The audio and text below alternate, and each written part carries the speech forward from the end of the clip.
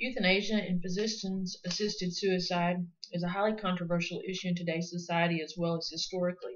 According to Wikipedia.org, the book Permitting the Destruction of Life Not Worthy of Life was published in 1920. And according to Euthanasia.com, in 1939, this book was used by Hitler to support his program labeled the T4. The first focus of his program was for newborns and children under the age of 3, and it involved involuntary euthanasia of any of those children who appeared to have any type of mental or physical defect. The program unfortunately later expanded to older adults and children. So this is just simply an example of how sometimes one's opinions and interpretations may make it very difficult for the legalization of euthanasia and physician-assisted suicide to be very difficult to control and monitor and manage. Euthanasia would not always be just for those labeled terminally ill, and a lot of that is up to discretion of definition or interpretation of what terminally ill is. According to Webster's dictionary, it defines terminally ill as occurring at or causing the end of life.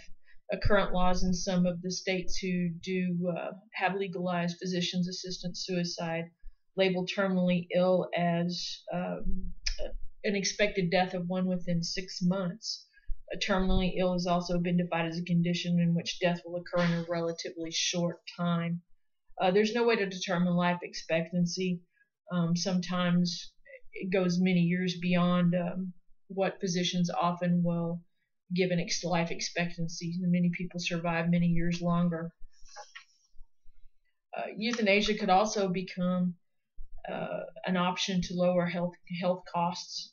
Many people in the United States currently do not have medical insurance, and the poor and many minorities, the ones in this category, they're not always offered the same type of pain medications and managed care as those who do have private insurance. So this group of people would be definitely affected and probably have higher rates.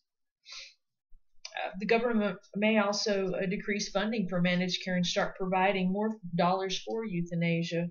An example of this was given in Euthanasia.com, and shortly after the passing of Measure 16 in Oregon, which did legalize physician-assisted euthanasia, the state Medicaid director came out and announced that the procedure, the physician-assisted suicide, would be paid for as comfort care under Oregon's health plan.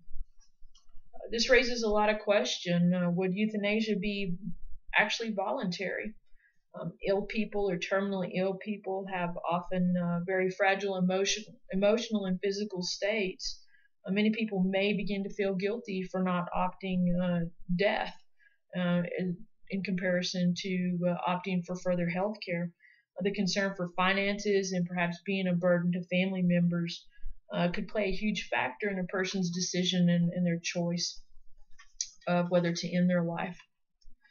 Therefore, there are many variables which would make euthanasia and physician-assisted suicide difficult to control and monitor. Individual understandings and perceptions leave room for groups of highly vulnerable people to be perhaps persuaded or manipulated into making a choice to end their life.